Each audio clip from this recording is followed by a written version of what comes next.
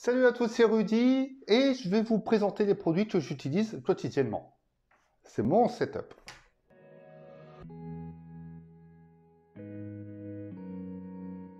On va peut-être commencer par ce qui est plus simple et ce qui est plus logique. Mon PC. On parlera des smartphones tout à l'heure. Donc, je me suis acheté une nouvelle tour il n'y a pas très longtemps avec un nouvel écran.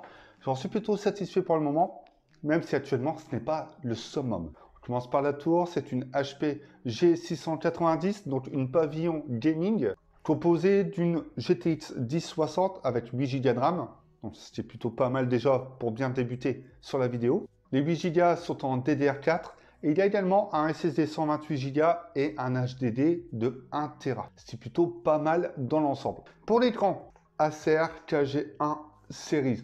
Donc, j'ai plus la référence en tête pour vous la donner. Si vous la voulez, je vous la mettrai dans la description. Cet écran est tout simplement un 24 pouces Full HD avec un temps de réponse de 1 milliseconde et 144 Hz. Je trouve ça vachement intéressant pour travailler dessus. J'avais opté pour un écran incurvé 31 pouces.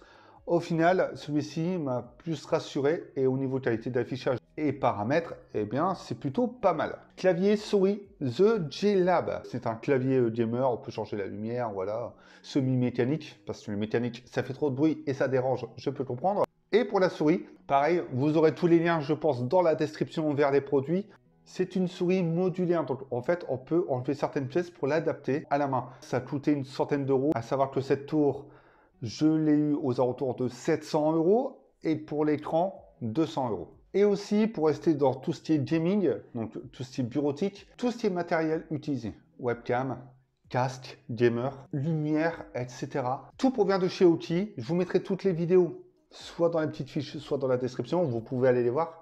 J'avais fait une vidéo présentation de gamer et c'est tous ces objets-ci que j'utilise au quotidien. Comme également le petit hub USB que je connecte au smartphone, je peux transférer mes fichiers, etc. depuis une clé USB, une carte SD. Je ne me prends pas la tête et fonctionne nickel. Pour le logiciel de montage, j'ai pris quelque chose d'assez simple et qui me plaît. Ça me convient pour le moment. C'est Filmora. Pourquoi? Parce que je trouve que l'accès au menu est vraiment simplifié. C'est-à-dire qu'on ne se perd pas. Et que pour quelqu'un qui n'est pas monteur pro, c'est amplement suffisant. En plus, ce n'est pas excessif et on a vraiment tout ce dont on a besoin. Maintenant, le plus intéressant. Les smartphones. Je vais vous parler du principal. C'est le Huawei P30. Alors, pourquoi ce P30? J'avais le Mate 20 Pro que j'ai donné à madame et j'avais voulu partir sur le S10 Plus. Et je souhaitais repartir sur un smartphone compact avec une excellente prise en main. Et c'est pour ça que ce P30 m'a séduit. Il y avait le S10e, c'est vrai. Mais chez Huawei, j'aime bien la polyvalence et l'approche en photo. J'apprécie l'autonomie qui est juste excellente sur ce point, mais également sa capacité. Car pour moi, ce sont des points très importants à l'usage au quotidien. La prise en main, l'autonomie et de quoi s'amuser sur la photo lorsque l'on aime prendre des photos. Il y a également une jack, certains apprécieront. Et surtout, eh bien, j'ai rien à dire sur ce smartphone. Il est très convaincant. C'est un écran Full HD, OLED, il y a tout ce qui est de bon sur le marché. Ok, il n'y a pas les mêmes gadgets, recharge sans fil, recharge inversée, etc. comme sur le P30 Pro ou le Mate 20 Pro, ni de reconnaissance faciale 3D, mais au quotidien, sincèrement, je n'ai pas à me plaindre de ce produit. Second smartphone, puisqu'ils m'en font un pour tout ce qui est chaîne, etc. Je ne mélange pas le téléphone privé et le téléphone communautaire, c'est le Honor 20. Vous allez me dire que je suis très Huawei, et que je suis assez sadique d'apprécier EMUI. Ça n'a rien à voir avec EMUI, c'est également pour la même chose. Le Honor 20, c'est surtout son autonomie qui me séduit et son design. Et j'ai vraiment rien à dire sur ce smartphone. Vous pouvez voir le test. Sincèrement, il est au point surtout. Il lui manque juste un écran OLED pour qu'il soit plus lumineux, plus contrasté. Mais à part ça, sur l'autonomie, c'est juste monstrueux. Et j'utilise également le Realme 3 Pro.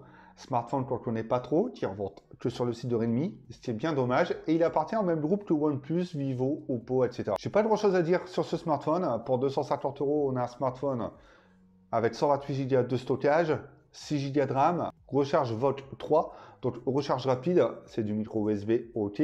C'est un smartphone qui fait amplement l'affaire, et sur la photo, il est plutôt pas mal également. Autre point, l'audio. Et oui, je suis sûr qu'il y a des audiophiles devant moi, enfin, derrière cette caméra, devant votre écran, et j'utilise Sound Surge 60 de Taotronics, qui a une bonne isolation, surtout une isolation active, qui est plutôt pas mal, et en plus de ça, ce casque, il est vachement intéressant, il est agréable à porter. J'écoute pas énormément de musique, parce que j'ai plus trop le temps d'utiliser ce casque, mais il est vrai que je l'apprécie. Voilà, tout simplement. Et il n'est pas trop cher. Côté smartwatch, montre connectée, j'avais la D-Restro Frontier et j'ai décidé de passer à quelque chose de plus compact et plus endurant. L'année dernière, Xiaomi Mi Board 3 et cette année, Xiaomi Mi Board 4. Je m'en lasse pas, niveau autonomie, etc. On a tout ce qu'on a à savoir sur ce bracelet. Et c'est tout simplement l'autonomie qui me fait kiffer utiliser ce smartband. C'est vrai qu'une smartwatch est beaucoup plus complète, mais pour ce qu'on a à savoir au quotidien, tout ce qui est tracking, etc., on n'a pas besoin de plus. Et maintenant, on va continuer avec les appareils photo, puisque je filme avec que des appareils Panasonic. Là, j'ai actuellement le GF6 qui m'a servi plusieurs années, que j'utilise encore actuellement, mais j'avais besoin de quelque chose d'un peu plus complet, qui permettait de gagner également en qualité. J'allais partir sur le GH4, le GH5 était excessif. Finalement, j'ai un Lumix G7. Je ne m'en lasse pas, ça filme en 4K, ça filme en 1080p 60 images secondes. Ces deux définitions peuvent être utilisées en MP4 et sincèrement, je ne m'en lasse pas du tout. Et depuis que je suis chez Panasonic, sincèrement, j'ai rien à dire sur ces produits. Tout est dit. Petit micro-cravate de chez Boya. Je n'ai plus le modèle, ça fonctionne plutôt bien. Et c'est un micro-cravate qui peut toujours servir. J'essaie de voir pour acheter un bon micro pour l'intégrer directement sur l'appareil photo. Sinon, qu'est-ce que j'ai d'autre? Une Xbox One. Première génération, amplement suffisant. En plus de ça, j'ai de moins en moins le temps de jouer. Au final, ça me suffit amplement. Et j'ai quand même deux manettes, même si je joue la plupart du temps tout seul. J'ai une télé LG UHD. Ça peut vous intéresser, je le dis. Hein. J'ai une B-Box Miami. Voilà, c'est fait. Et je pense qu'on a tout simplement fait le tour. J'espère que cette vidéo vous a plu, ça change un petit peu de ce que l'on fait habituellement. Et ça faisait tellement longtemps que je souhaitais la faire. Au moins aujourd'hui, vous savez les appareils que j'utilise au jour le jour en cette rentrée 2019. Si cette vidéo vous a plu, eh bien, un gros pouce bleu, abonnez-vous. N'hésitez pas à aller voir les autres vidéos sur la chaîne Avimobile, mais également sur avimobile.fr. Et on se retrouve bientôt, mais cette fois-ci, plutôt pour des produits que j'ai testés et auxquels je vous donnerai mon avis.